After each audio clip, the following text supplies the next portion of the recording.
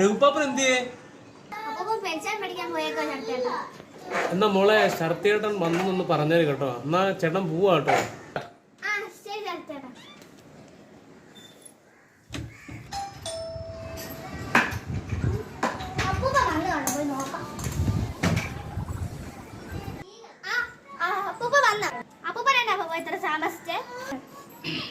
എന്റെ മോളെ പെൻഷൻ ഓഫീസിൽ ഭയങ്കര ആളായിരുന്നടി.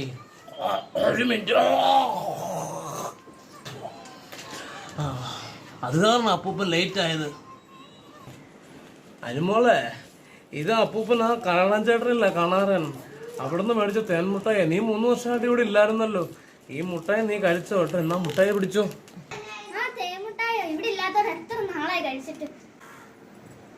അയ്യോ അപ്പൂപ്പ പറയാൻ മറന്നു.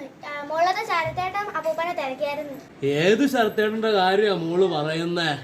മോളിലൊക്കെ മറ്റേ 2 കാല വീട്ടിലെ മോളെ, ആ ശരത്തേട്ടൻ മരിച്ചിട്ട് ഇപ്പൊ 3 വർഷമായല്ലോ മോളെ. അയ്യോ അപ്പൂപ്പ